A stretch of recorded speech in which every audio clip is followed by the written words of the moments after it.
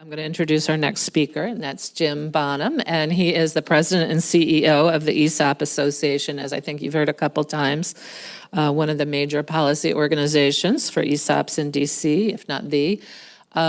Jim has been a great partner, supporter of our institute over the years, and I would just add that I really, really enjoy listening to Jim talk about the sausage making that happens here in this building, among other places in this city. So without further ado, come on up, Jim, and talk to us about policy.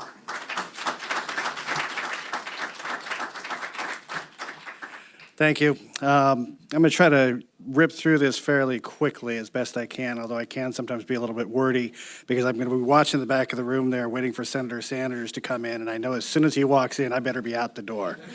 So first, thank you to Maureen Conway and to Matt Helmer for inviting me to present today. And I also want to express gratitude to Joe Blasi, who, as I'm sure you all know, wasn't able to be here today. I want to make a quick recognition of my predecessor, Michael Keeling, whose shoulders I stand on every single day. And thank you to Adrian for the introduction and all the great work that you guys do at Rutgers. Finally, I do want to take a moment and thank all the staff who are here today, or who are tuned in from their desks and trying to multitask with all of your other responsibilities. You know, I've been in your shoes. I know the boss always deservedly, of course, gets the credit, but it's your hard work and your dedication, your time away from family and friends, working long hours in less than ideal conditions that makes our democracy work. And anyone whose life has been controlled by phrases like last votes expected by midnight, on recess subject to the call of the chair, or the boss is finally wheels up deserves recognition. So all of you staffers, thank you for being here and thank you for your efforts. For the last 5 years, I've had the pleasure of serving as the president and CEO of the ESOP Association, which is the largest organization in the world supporting and promoting employee ownership. We are the only comprehensive national and increasingly international trade association representing employee-owned companies and the professionals who provide services to them. Our more than 3,200 members constitute the bulk of what would truly be considered employee-owned businesses in America and in likely the world. Over the next 10 years alone, we are on pace to spend more than $125 million in support and promotion of employee owners and the expansion of employee ownership. I also have the pleasure to serve as the president of the Employee Ownership Foundation, a 501c3 nonprofit dedicated to the growth and expansion of employee ownership. Through the EOF, we support public awareness, scholarship, research, and international collaboration and thought leadership. We are now the primary sponsor and co-organizer of the annual Oxford University Symposium on Employee Ownership. For example, last year alone, we were able to bring together at Oxford the top leaders from government, industry, and nonprofits from 22 different nations to help formulate a global agenda to make employee ownership more widely available internationally. And I was asked to speak today and provide an update on public policy initiatives in Washington. But I'd like to start by providing some context for all of us to better appreciate what needs to be done in order to accomplish our mutual goal, and that's the growth of employee ownership in America. We're here today inside the U.S. Capitol because we need to promote and enact government policies that will result in more American workers having the opportunity to make more than just salaries and wages. There's a tremendous disconnect in our country between those who do the work and those who gain the wealth produced by that work. That disconnect is largely the result of a concentration of ownership of wealth-producing assets. And I ask you to think about that for just a moment. The concept is quite simple. Most workers do not have access to or the means to acquire wealth-producing assets. So in order to create even the modest amount of financial security, they're left with the only option of living below their after-tax wages. The beauty of employee ownership is that it allows workers to create wealth and financial security even through the hard times when they must fully deploy their earned income just to cover life's necessities and emergencies. Employee ownership provides one of the most achievable pathways to reconnect American workers directly to the upside of living and working within a capitalist economy. The key ingredient here is the ability to participate in more than just earned income, but also through participation in the growth of the company itself and the escalating value of that production. Now, we know, and I'm sure you've been talking about it all day, and we've all profoundly documented the countless benefits of employee ownership to employees, to customers, to communities. Better work satisfaction, dramatically higher retirement savings, safer work environments, better wages and benefits, more productivity, more job security, higher quality products and services. Employee ownership is an absolutely winning formula. But it is so easy to forget that none of those benefits, none of the public good that comes from employee ownership ever exists without one small miracle happening. A business owner, or a group of owners, must decide to sell some or all of their business to the employees. And even more, that business owner must be the one, often, to facilitate and arrange the sale. A business owner must be willing to relinquish their wealth-producing asset so that their employees can have a wealth-producing asset. Now, at the risk of being the skunk at the picnic here, that moment, what I call the miracle moment under our current patchwork of laws and policies, is what's preventing the growth of employee ownership in America today.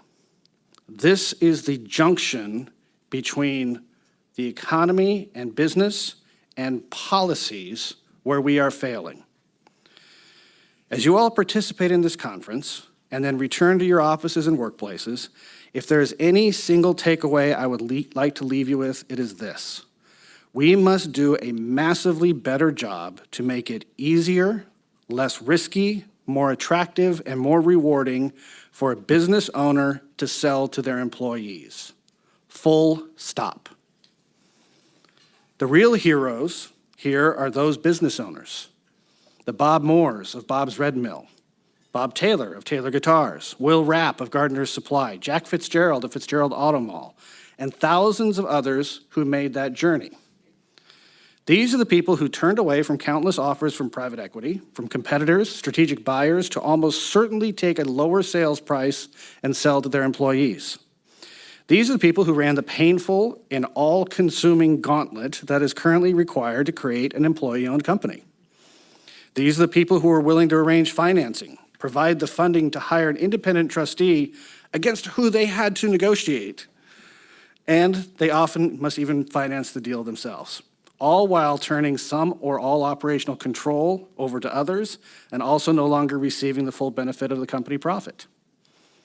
So with this in mind, the formation of a new ESOP is in many ways nothing short of an economic miracle. The economics work against it, the regulatory environment is currently working against it, the ease of transition works against it, and the investor markets work against it. So within that context, let's briefly talk about what's in the pipeline ahead.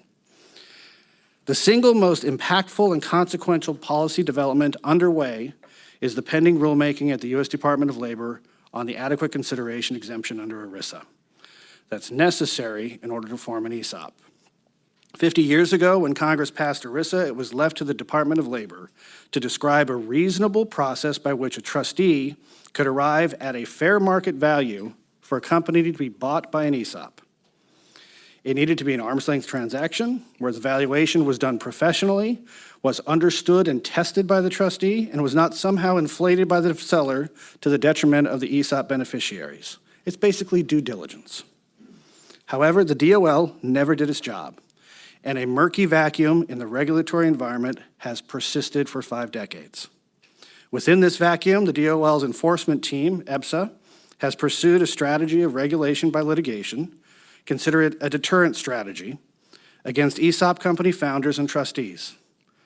The result has been overly complex and burdensome layers of prophylactic measures deployed in transactions in an effort to avert DOL investigations and lawsuits that would unwind fair market valuation determinations ex post facto. Now, Congress intervened in late 2022 in the Omnibus Appropriations Act and directed the Secretary of Labor to promulgate a regulation finally describing acceptable standards and procedures to establish good faith, fair market value for a company to be purchased by an ESOP. That rulemaking is underway with a previously announced release at the end of March. It's understandably a slow process, so we're not alarmed by the fact that we're now in April. Community stakeholders have been consulted in brief sessions. Ours lasted about an hour. Now, as the leading advocacy organization in this space, we invested heavily in this effort, even going so far as to create a draft model regulation. We did this both to demonstrate that such a regulation is within the grasp of a reasonable and collaborative process, but also to demonstrate the diverse and potentially conflicting interests can in fact be navigated to come up with a reasonable standard for adequate consideration. Our approach took into it the 5 decades of legal battles and one-off settlement agreements, but it also took in the practical views and experience of the regulated industry as a whole, something that has been denied through EBSA's long-standing approach of regulating through threat of litigation. This regulation is a bedrock piece of public policy that must get done right. And if it is to err in one way or the other, it should err in the side of allowances that result in more, not less, ESOPs being formed. The final public interest test to be applied to this regulation is, will it improve the likelihood of that miracle moment happening, or will it make it less likely to happen? Will more Americans have the opportunity to become employee owners, or will less? Now, additionally, within that same Omnibus Appropriations Act, Congress passed a version of the Work Act, which creates within the Department of Labor an employee ownership initiative and authorizes $50 million in program funds over 5 years. Once established and staffed up, this office will be responsible for establishing state-level programs eligible for grant funding and an application process for those funds to be awarded. Now, some stakeholders have already been consulted on the best way to administer this program, and of course, Congress must annually appropriate funds for this initiative in order for anything to move forward. TEA has strongly supported this initiative, written by Senator Sanders and assisted in the recruitment of a bipartisan co-sponsor with Senator Moran from Kansas, in the hope that it will catalyze more awareness and, more importantly, the establishment of state-sponsored programs to promote employee ownership.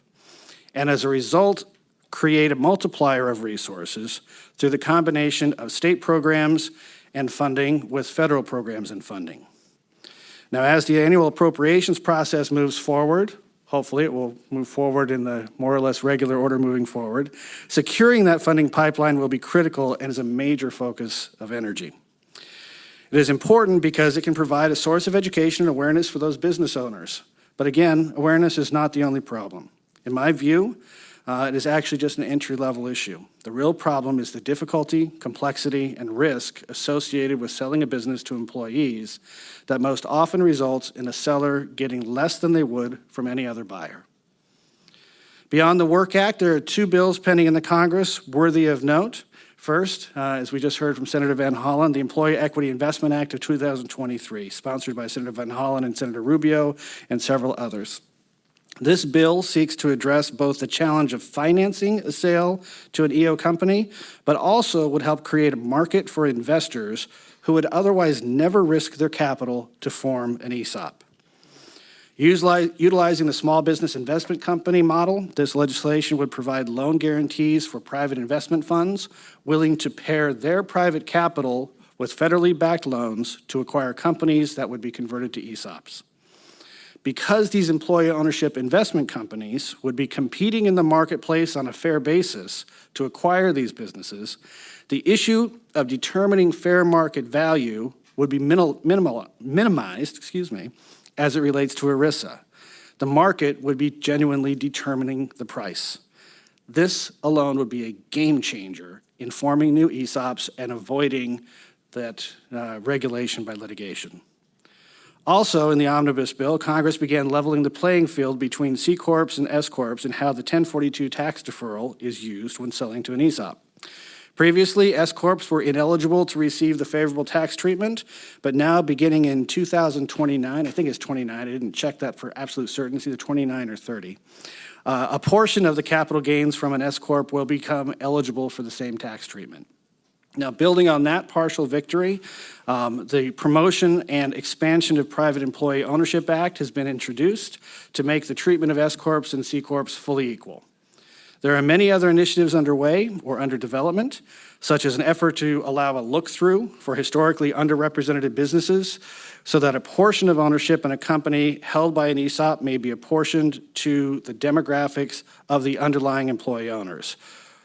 By doing this, a woman-owned business or minority-owned business would not lose program eligibility if more than 49% of the company is owned by an ESOP, so long as a majority of the shares are owned by a represented class. And there is also an interesting proposal in development that could lower the threshold from 30% to 15% ownership stake in order for a selling business owner to benefit from the tax incentives Congress has provided. Such a structure might encourage more private equity firms and investors to include employee ownership in their deal and management structures. So let me conclude with this. We are at a point in our nation's history right now that will be pivotal to the future of employee ownership. I'm sure there will be much more talk about the silver tsunami of business owners who need to transition out of their businesses. More than 2.8 million privately owned businesses, over 65% of them have no succession plan. Only a fraction of these businesses make sense to become employee-owned.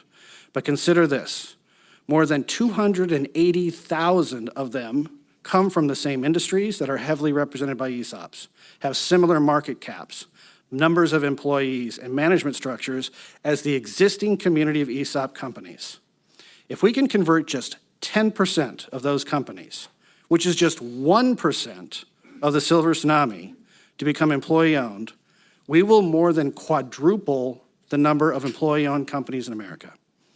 Think about that, just 1% of the businesses. That is an achievable number if we focus our energies on that miracle moment, a business owner deciding to sell to their employees, and a process that makes it possible. Thank you all for having me here today, and thank you for all of your work.